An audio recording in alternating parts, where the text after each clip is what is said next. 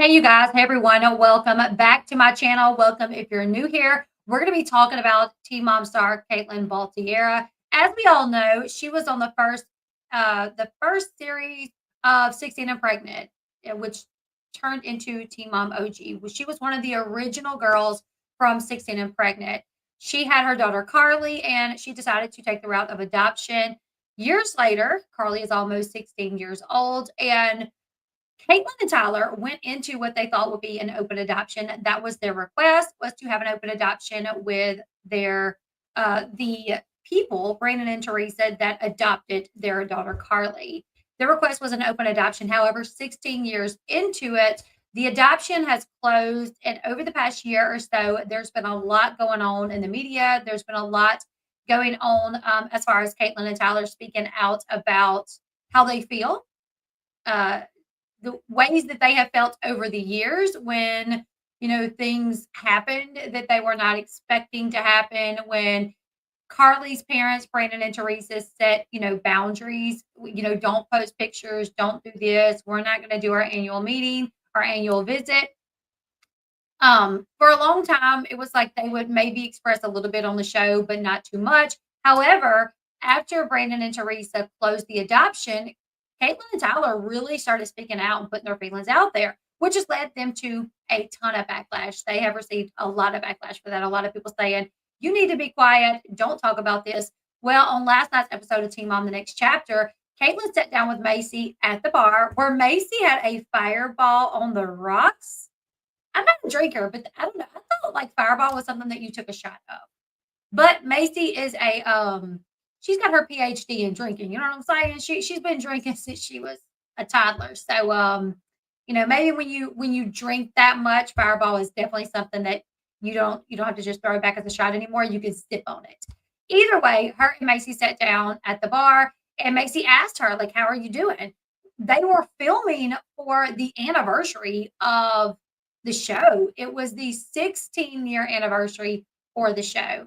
And Maci wanted to know how Caitlin was feeling, considering it would bring up, you know, the memories of how the show started, which obviously meant Caitlin would obviously be thinking back to when she gave birth to Carly and when she handed Carly over to Brandon and Teresa, and then going home and living, the past few years or what past 16 years without her daughter, her biological daughter Carly.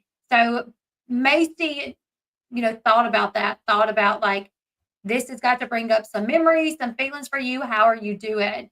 And Caitlin basically responded that she does feel like they can be there, because Maci was like, I hope you don't feel like you can't be here. She was like, no, no, no, no. They did feel like they should be there. But she just talked about her regrets with the adoption and not necessarily placing Carly for adoption, but just certain things she could change. If she would change if she could, or if she could go back, she would have did some things different. And then she confides in Maci that, she holds on to a lot of hate, probably resentment, and that she feels that she needs help. And what was really interesting to me is Maci asked her something like, well, where are you going to go? Or something along those lines, which made me feel like, wait a minute, is Caitlin saying that she needs help in regards to just going to therapy and talking this out? Or is she saying, I think I need help in regard, like, as far as like go to a center again, a treatment center or something along those lines? Either way, we're going to talk about all of that, you guys. But before we get into that, I have to give a quick shout out. Triple Threat, if she's in the chat, it is her birthday. So happy birthday, Bree. I don't think she's here, but she'll be here later. I'm sure she'll watch on replay. So you guys, if you don't mind, just tell her happy birthday. But let's go ahead. Let's get into it. Like I said, they were all in New York. This episode started out with the cast flying into New York to do a photo shoot for the anniversary of the show. And they had Maci and Bentley fly out. They had Leah and her two girls, her twins.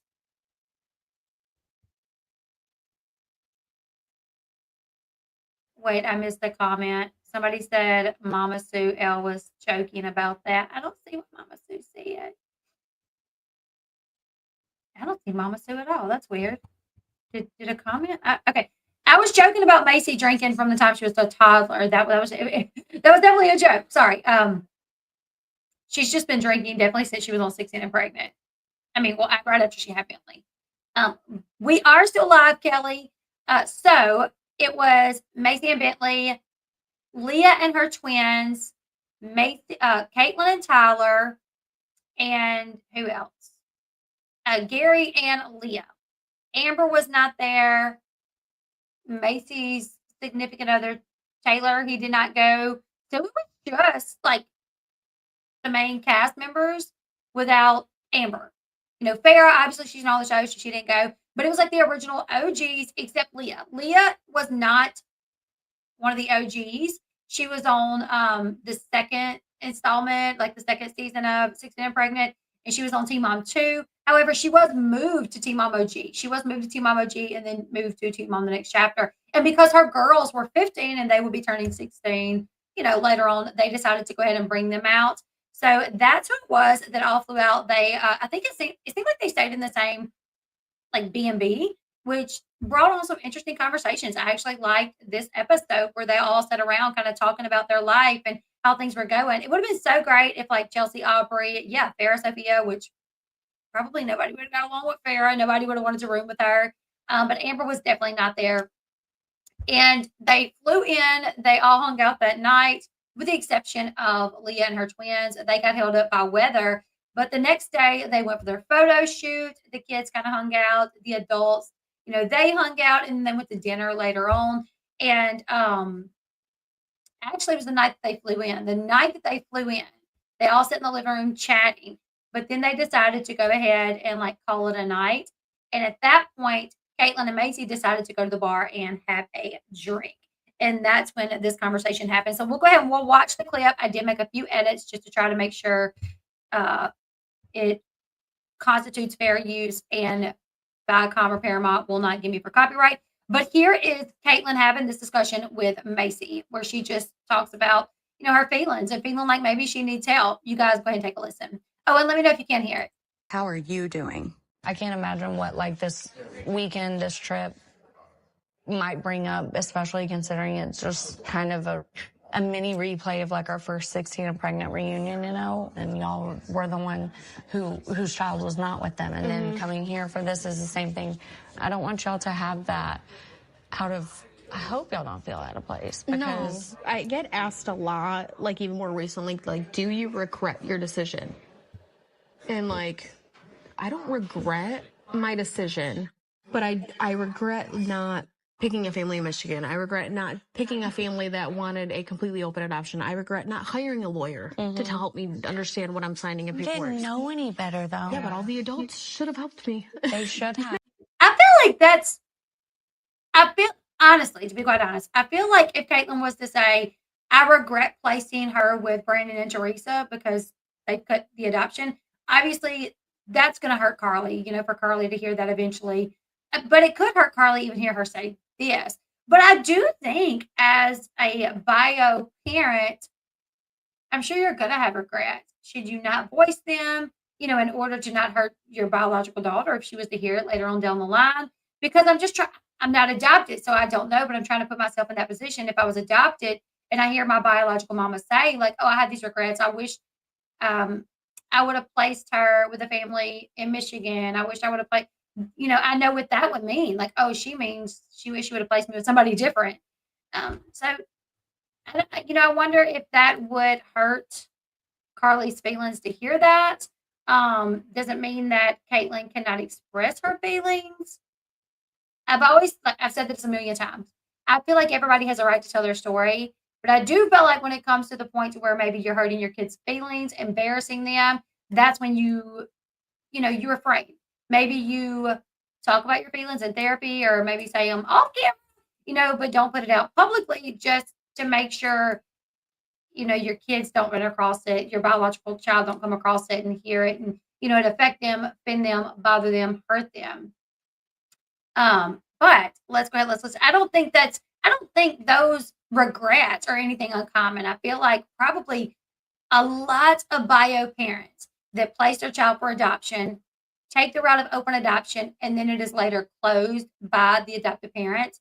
I am sure all of those bio parents feel like wow, I wish I would have chosen somebody else that was more, you know, willing or would keep the adoption open. I think probably any parent, bio parent would think that. Anyways, let's continue. They definitely should have. like, I don't know what to expect, honestly. It's your decision. You're the one that has to live with it. You're in the driver's seat of your adoption plan. This is going to look and feel the way that you guys want it to. Yeah. Brandon and Teresa, this is Tyler. Hey, Tyler. Brandon. This is Teresa. Hi. Yeah, I want to be able to like send her birthday presents because I will do that every year. I'd be like, gotta go shopping, gotta go get something for her. I want her to know that I'm still there. I think having correspondence and interaction, certainly pictures and kind of whatever we can do, it makes all the sense in the world. Okay, we'll consider it an official match and we'll just keep plugging along here moving forward. Mm-hmm. I was a child. Now that I'm older and I look back on it, I feel like I was very coerced and manipulated. You're in the driver's seat of your adoption plan. This is going to look and feel the way that you guys want it to. Oh. Yeah. This is why that comment right there and several other things on their 16 and pregnant episode is what makes me so irritated at Dawn. And maybe that's who Catelyn's talking about. Maybe Catelynn is referring to Dawn, because Dawn lied to them. If anybody manipulated them, it would have been Dawn for sure. Because Dawn knows how adoption works. She knows open adoption is not legally enforceable in Michigan. She never told them that. She literally told them it will go the way that you want. You make the decisions. And Catelynn has said this repeatedly on live streams, on podcasts, that all throughout her pregnancy, Dawn told her, you can make any changes you want. Like if you want to go from, no letters to letters, make that change.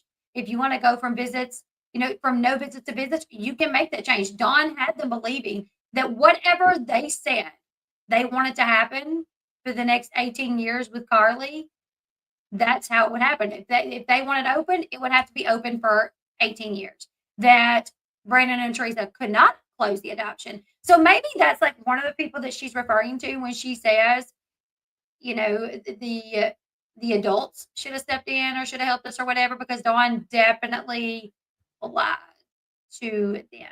She straight up lied. It wasn't even like lying by omission. She just like straight up lied. I think I need to go back to therapy. Yeah? Yeah. Do you know where? Or shall we look for some? I have people. I think it's something that I have to work on, though, because I just hold a lot of anger. Yeah. I'd be angry too, sis. So she says, like, she holds on to a lot of hate and she thinks she needs help. And I think, was that part included where Maci said, like, do we need to look for places? Sorry, I was reading comments. Shall we look for some? I have people. Do you know where? Or shall we look for some? So she said, I think I need help. I think I need therapy. And Maci said, do you know where? Is Maci thinking, is this what Kate is implying? Does she need to go to another facility and take some time in a facility to work on this? Or she's just referring to like going to therapy a couple of times a week, once or twice a week to work on these issues. Either way, I absolutely think Catelynn and Tyler, need to go to therapy over this because they signed up for an open adoption. And even though it did not go exactly the way they thought for the first 14 years, it was open.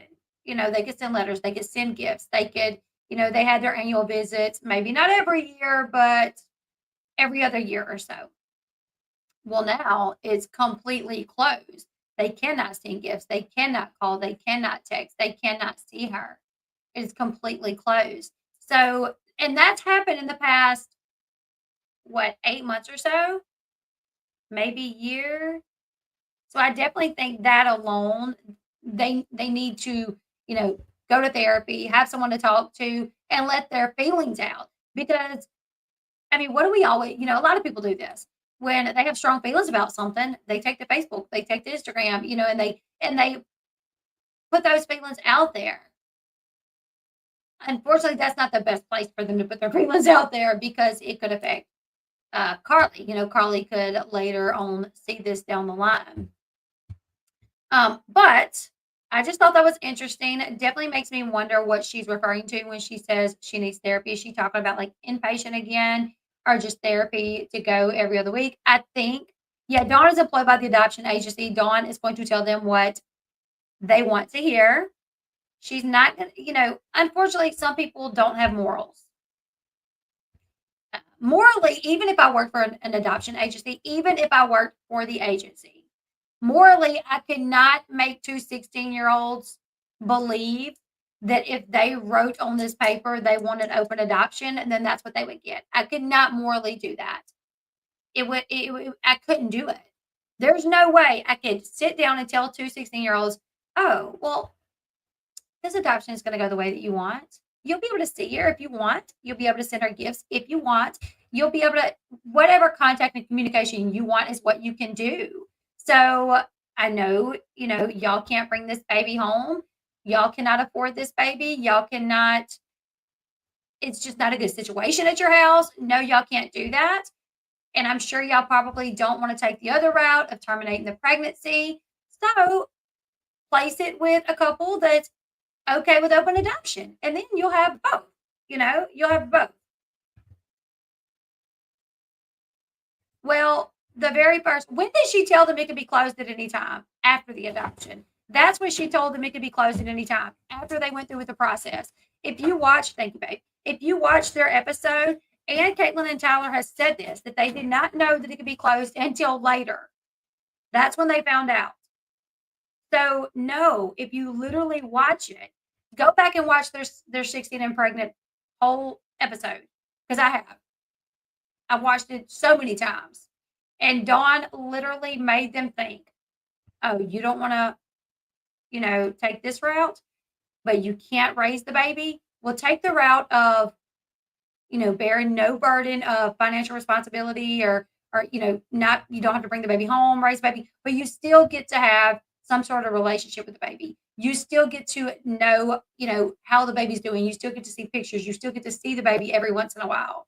You can still be a part of that child's life in some form or fashion.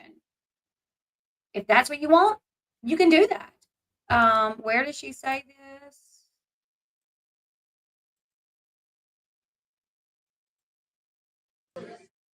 This was their first meeting with Dawn right here. You're in the driver's seat of your adoption plan. This is going to look and feel the way that you guys want it to. Yeah. Brandon and How are you? Teresa, this is Yeah. Tyler. Hey, Tyler. Hey, Brandon. Glenn. Teresa. Hi. Yeah, I want to be able to send her birthday presents because I will do that every year. I'd be like, gotta go shopping, gotta go get something for her. I want her to know that I'm still there. I think having correspondence and interaction, certainly pictures and kind of whatever we can do, it makes all the sense in the world. Okay, we'll consider it an official match and we'll just keep plugging along here moving forward. Mm-hmm. So, Dawn working at the agency, being however old she was, I just don't know how anybody can look at those two 16-year-olds in the position that they're in and not be completely honest with them and not say, listen, you can say you want an open adoption, but I'm going to tell you the truth. The second you sign the paperwork at the courthouse and you relinquish your rights to that child, the people adopting your child can tell you all day, every day for the next 6 months of your pregnancy, oh, yes, we'll do annual visits. Oh, yes, we'll do this. Oh, yes, we'll do that. But the second that paperwork is signed and they step in and sign the paperwork to take over custody, they can walk out of that courthouse and never speak to you again. They can walk out of that courthouse and never let you see that child again. That child is illegally theirs and you are no longer no one to that child. In my opinion, that's what an adoption counselor should say. They should absolutely prepare the bio parents for what the possibilities could be, in my opinion. Hey, Bree, happy birthday. Happy birthday.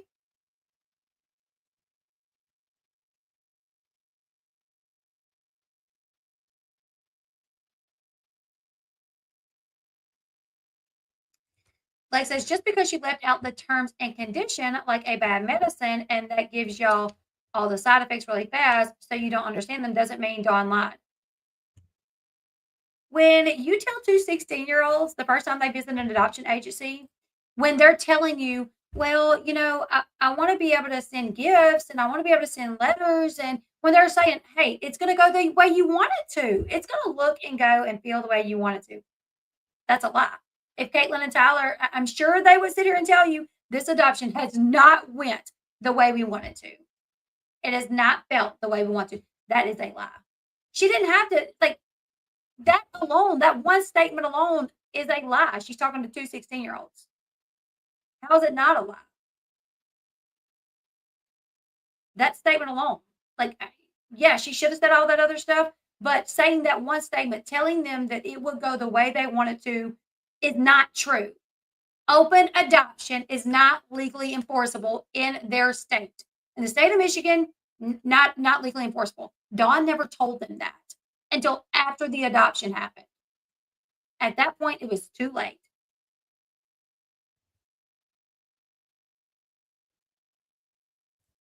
Do you think things went south when all these folks went to the last get together? And so here's what I've been told. Omitting the truth about facts is lying. I agree. Okay, so here's what I was told about that. And I was told that it got twisted so bad. So I asked Catelynn straight up, and people always want to act like, oh, they're your source. They're your source. I will absolutely reach out to people and ask, hey, I'm hearing this. Can you clarify this? If I have access, why not? Why not get, but I'm not going to sway my opinion just because they're responding to me. I'm going to tell you how I feel regardless of who is nice enough to respond to me, okay? So here's what I reached out to Catelynn a while back and I asked, because people were saying that Catelynn invited a bunch of people to the last visitation, that she invited a bunch of people that she wasn't supposed to invite. So I asked, did you invite anyone that you weren't supposed to invite? And she said, everyone that was invited, she ran it through by Dawn and Brandon and Teresa. And she said, I would never bring along people that they told me not to bring. So she ran it by them. They were okay with it. Catelynn has a boundary herself. Catelynn has a strict boundary with her mom. And if you watch Teen Mom Family Reunion where they brought their mothers, it was all the girls like Jade, Maci, I don't even know, Brianna, Ashley, Cheyenne, Catelynn. They all went to like this resort and they brought their moms and they worked on issues with their moms at that resort. Catelynn had that boundary. So Catelynn has a boundary that her mom cannot drink in front of her, that her mom's not allowed to drink in front of her because her mom, you know, is a recovering alcoholic. And if you're drinking, are you in recovery? Whatever. But it's very triggering for Catelynn due to her childhood, right? Caitlynn's childhood, her mom was drunk a lot, under the influence a lot. And Colton, I did that video yesterday, babe. So she has that boundary. And when they went to dinner at their visitation, their annual visit, they went to dinner and her mom drank. She saw it. She saw her mom drinking. And after they got back from out of town, they did the visit. After they got back, Catelynn messaged her mom and said, I do not appreciate you drinking. I do not appreciate you breaking my boundary, especially while we're on a visit with Brandon and Teresa and Carly. I was told there was no like crazy, like her mom drunk acting the way that she did on, you know, the Teen Mom episode. It was just she drank and Catelynn saw it, got upset because it broke her boundary. So when they got home, she reached out and said, why did you do that? I'm upset, especially there, you know, no less, like doing it when we're there. They got into a back and forth. Caitlynn's brother, Nicholas, got into it. He went live on YouTube and then said, you know, oh, Catelynn brought a bunch of people to the annual visit that Teresa and Brandon didn't even know. I mean, he was like 17 at the time that he said this. Her, Catelynn, she said that's not true. Now, after Nicholas did this video and accused Tyler of being gay and cheating on Catelynn and having a boyfriend that he goes and sees and all these other things, Catelynn then posted some messages between her and her mom where she called her mom out, you know, for drinking or whatever. And then Catelynn tried to address it to say, like, yes, my mom did drink at the visit. And I did get upset with my mom because it is a boundary, which led to rumors that her mom got slobbering drunk and caused a scene, that they brought a bunch of people to the reunion that they didn't get permission, that Brandon and Teresa didn't even know. According to what like Catelynn verified for me, that wasn't true. Like her mom did not cause a scene. She drank and they got into it later because she addressed her mom later when they got home. But anyways, you guys, so here is a video of, I have this on up on my channel, but it's just where Tyler talks a little bit about them getting cut off, you know, the adoption getting cut off and all of that. So let's watch this just to kind of take us a little bit back in time. This is right after they found out that the adoption was going to be closed. Let's see. There's a lot of things that people don't know. There is a lot of misconceptions about regarding me and Kate, you know, crossing boundaries and all that kind of stuff. I mean, everyone's got a valid, their perception's valid from their perspective. That's fine. I don't live your life. I don't know, you know, it's valid. Don't get it twisted. I'm not saying I'm anti Brandon and Teresa at all. And I don't want that to be the perspective. Now, I've heard things. I have heard that it was not Carly's decision, that Brandon and Teresa did not like where Catelynn and Tyler stood with politics. And, you know, Tyler speaks out against the current administration. I've heard Brandon and Teresa support the current administration. So I have heard things like that. However, when it comes down to it, I don't know. I don't know. At the end of the day, it could be they're the best parents on the face of the planet, and this is solely Carly's decision. That could be the case. It also could be they're horrible parents that, you know, are in a weird cult and they keep her away from everyone. You know what I'm saying? Like, I don't know. So I'm not unless something comes out, unless Carly one day comes out saying, no, it was not my decision, and they did shelter me, and they did tell me it was Catelynn and Tyler did not want to see me, and all this time I thought it was them, and, you know, I had no idea Catelynn and Tyler were sending me gifts because I never, until Carly comes out saying that, I'm not anti. I'm just going to still tell you guys what I hear and let you guys make up your own decision. But, I mean, this is where we're at. I did want to say one thing, though, about the fact that Catelynn texting Teresa in regards to, you know, what she posted after Teresa said, we don't want to talk anymore. I don't really understand without an explanation, you know, I don't really get how people can think that's okay, because like I said, this is for Carly. So what are we supposed to do when everything that we've been taught these last 15 years and how important communication and consistency and all that kind of stuff is? What are we supposed to do when you say, I don't want to talk to you anymore? Okay, well, I'm going to still try, though. And you can call that crossing boundaries if you want. However, my opinion is I would consider crossing a boundary. A boundary would require me to say, hey, I don't like what you're doing, so I'm not talking anymore. I feel that you're, you know, harassing me, whatever it is. Like, to cut someone off without an explanation, I would love to know, in any relationship dynamic out there, for a relationship to continue and be okay, there has to be clear communication and understanding, right? I can't fix, mend, or change anything that you're not okay with if you don't explain to me why, for one, or how, because then I don't know how if you don't explain to me why. So it's kind of important for that transparency to be legit. And for all these years of trying to get that communication to happen naturally and just ebb and flow and be normal, it just hasn't happened.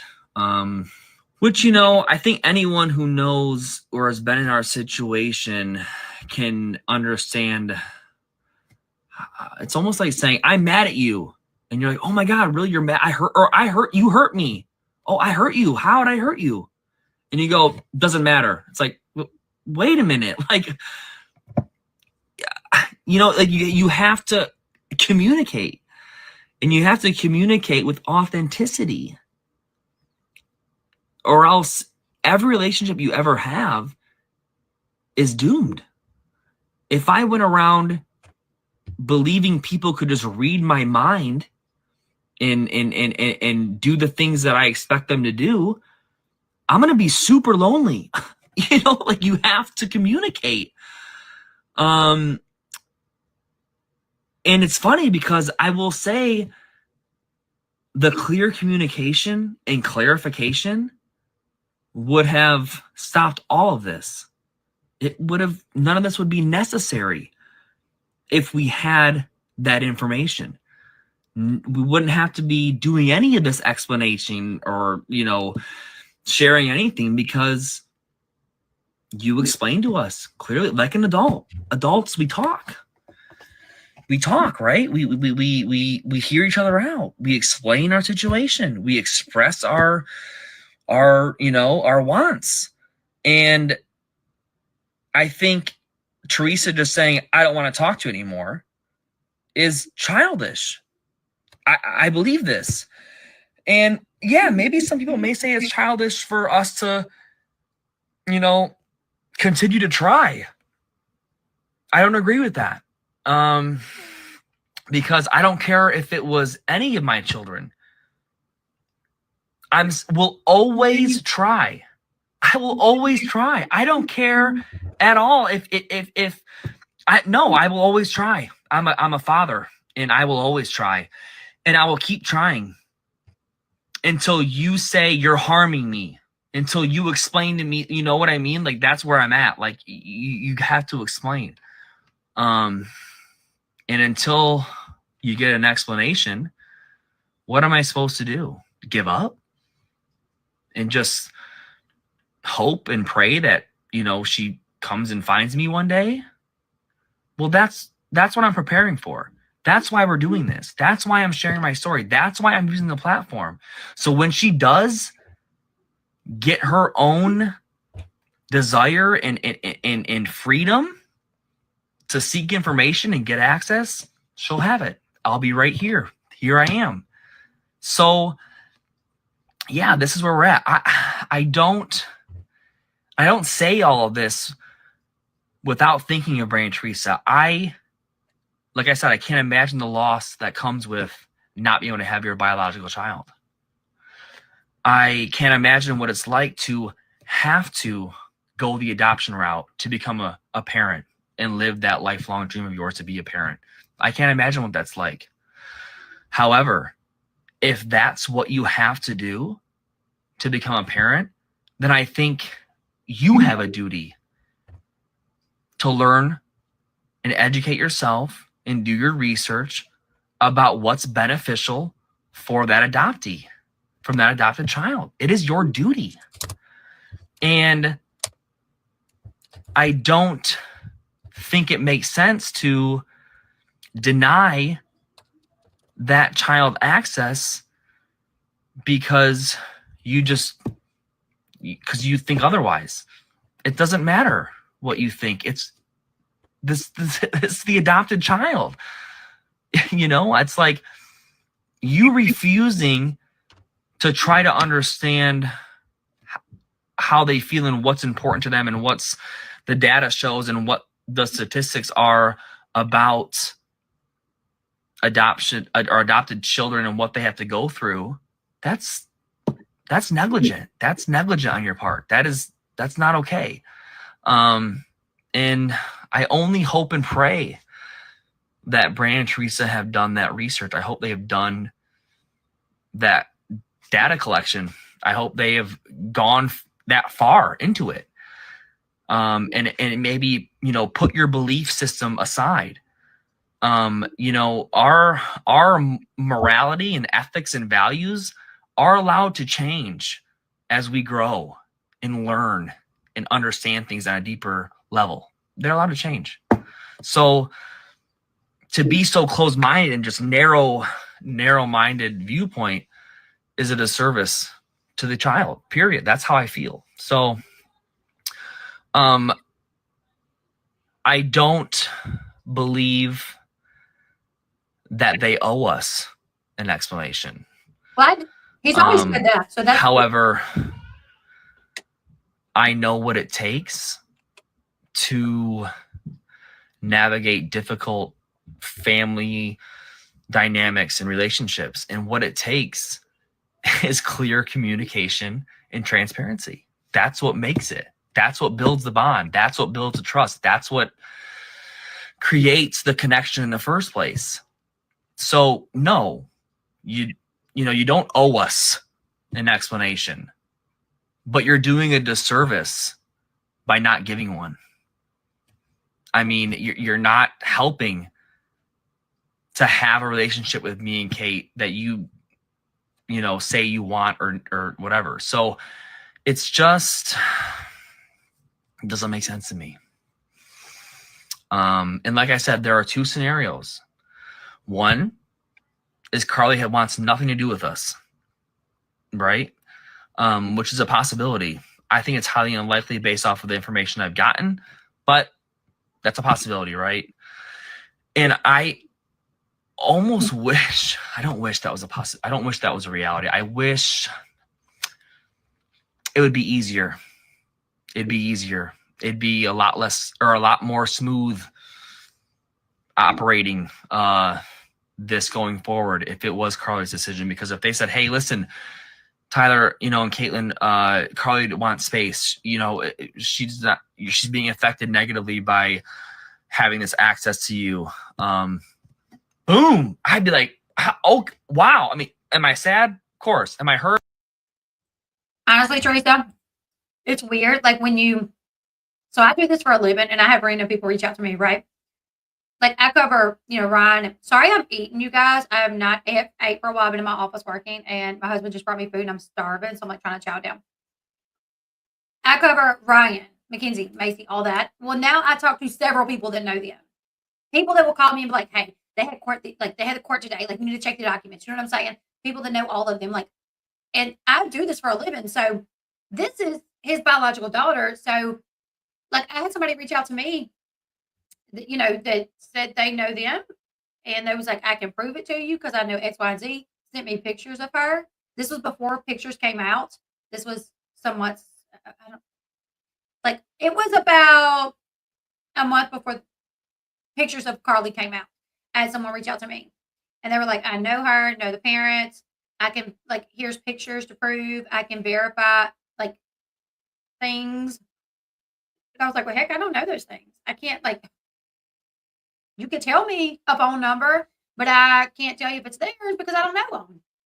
So she was like, well, if you can get me a link to Catelynn, I would like to tell Catelynn this stuff too, and she can verify, the info I have. So I said, okay. And it was, like addresses, phone number, you know what I'm saying? So because I cover them, I guess that's why Catelynn and Tyler follow me because I cover them. So because we follow each other, my messages will get to them. It don't go in this random folder that's in Bunny Rabbit, Australia, that nobody ever checks. So I reached out to her. I was like, I have somebody that's reached out to me that said they know things and they want to verify who they are. And they also want to tell you these things that they know. And so I linked them together and Catelynn was like, they do know things that people should not know. So that person then told me it was not Carly's decision, that Carly was very upset about this, that Carly was already asking to see them more. And she was asking things like, can I go stay this summer with them? And that she feels very hurt that they still go see her brother's bio family, but they don't get to see her. So, and here's the thing, that person proved that they know all this information that normal people don't know, but can I say it's factual or you still just going to have to take it with a grain of salt. And I don't want to be too hard up on anybody. I don't want to, be like, oh, Brandon and Teresa are horrible people. I just tell you guys what I know and, allow you guys to make your own decision. And I'm always not knowing what to think about the situation, to be quite honest. I never know what to think about the situation. But we're going to stop right there. We did get 5 memberships while we were live. So let me go ahead. Let's see who got the memberships. Who got the memberships? Bear with me, guys. Next week's episode, we did see a clip that shows us next week's episode. Why is that?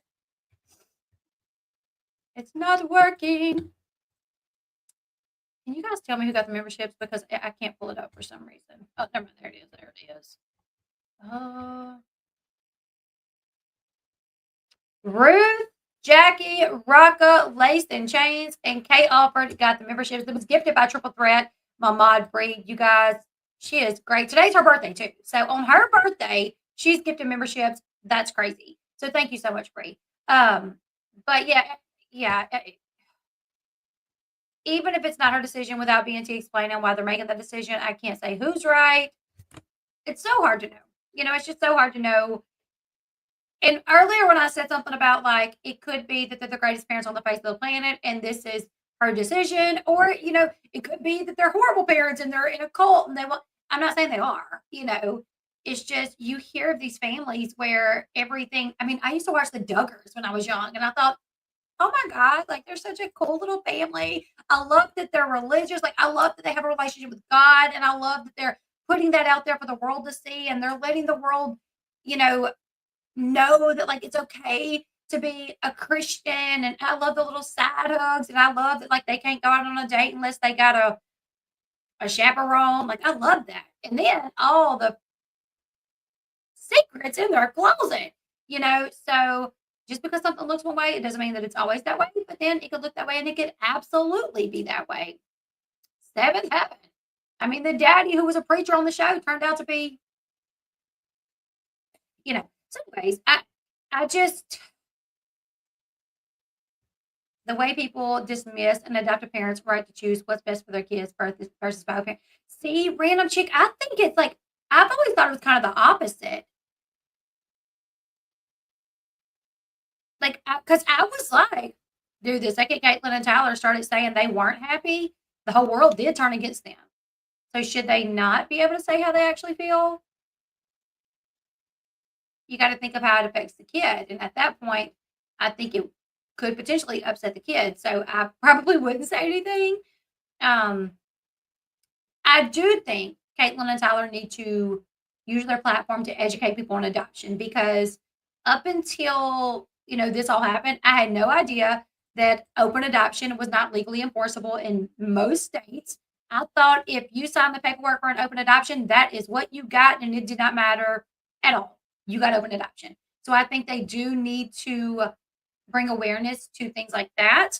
I do think they should advocate for, somebody said in the chat earlier, go to Congress, get a law passed called Carly's Law to where bio parents, they have to have a lawyer when going through adoption. It cannot be a lawyer, given to them by the prospective bio parents. It has to be someone else, because if they're hired by the prospective bio parents, then they may guide them in the direction that benefits the adoptive parents and not necessarily the bio parents. So I do think anybody, like take it to let's get some laws passed. Let's really bring awareness, and you don't have to constantly bring, Carly's name up or Brandon and Teresa. And they did say that. They did say they're going to try to, educate people about awareness without and no longer bring up Carly and Brandon and Teresa. Now, unfortunately, this season was already filmed and several of the episodes of their podcast were already filmed. So they were still talking, but once all that gets wrapped, they're going to move forward with not talking about them.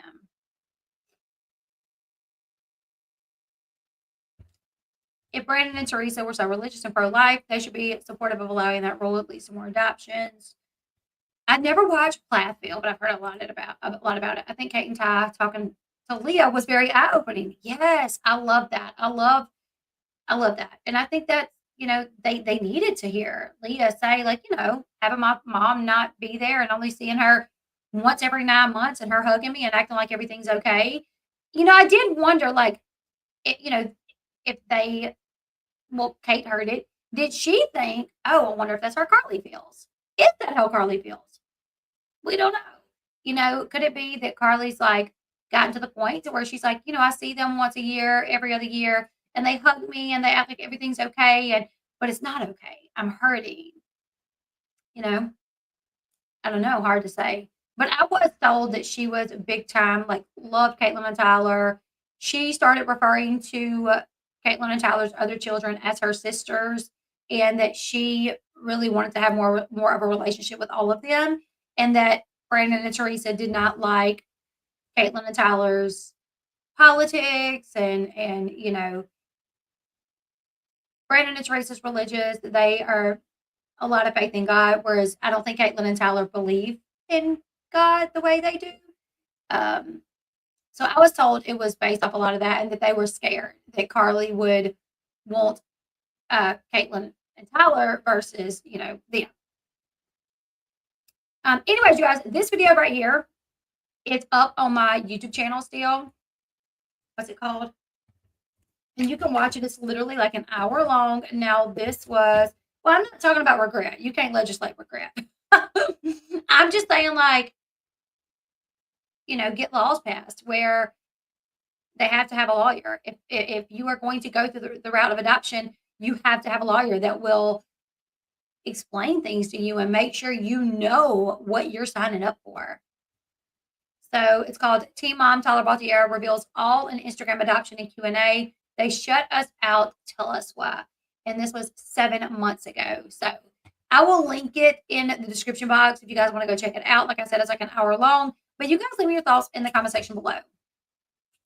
It's been almost 16 years. Carly's birthday is coming up. I think it's the 18th of May. She will be 16 years old. So for like 14 years, they got to send gifts, see her once a year, every other year, and it's been completely cut off. Catelynn may absolutely need to seek therapy. She probably does. Her and Tyler both need to seek therapy. Teenagers should definitely have protections when adopting. Yeah. Oh my God, enough with them and Carly. She had parents. Let it go and parent the children you do have. I always go back and think about Snooki not looking for her bio parents because it will hurt them. Yeah, a lot of people feel that way. That's a part of the adoption fog, right? A word I didn't know about. I had no idea about this, but it made sense because my aunt was raised by my grandpa, not her dad. And when she got older, she ended up like her dad was not in her life at all until she became like much older. Her sister reached out to her first, her sister on her dad's side. She had a relationship with her sister, and then she met her dad. And she did not tell my granny and my Paul because she was scared that it would hurt their feelings. So there's people that they may turn 18 and they may want to see their bio parents, but they don't because they're scared that it's going to hurt, the parents that raised them. So, yeah. And Random Chick said, I never had adoption fog. And exactly, that's the thing. It's like when you talk about adoption, it's just so broad. It's just so broad. So it's hard to say that Carly will even have that. She may not. I adore my adopted mom. Had no desire to know my bio mom. Yeah. So anyways, you guys, happy birthday, Brie. You guys let me your thoughts in the comment section below. I may come back and do at least one more tonight. Probably going to have to work the weekend because there's been so much going on in my life that I haven't been able to do many YouTube videos. And, if I don't put out content, I don't get paid. So I'm probably going to work sometime this weekend. If I do, I'll let you guys know. It may just even be posting TikToks or maybe going live on Facebook or maybe doing a live here, but definitely going to have to put in some work this weekend. But you guys leave me your thoughts. What do you guys think about Catelynn saying that she has adoption? She has regrets about adoptions. She has regrets as far as, she would place her baby with a different family that lived in Michigan that were open to, open adoption. I do lives on Jersey Shore, like when something happens, yeah. My birthday is in February, but Bree, Triple Threat, right here in the chat, her birthday is today.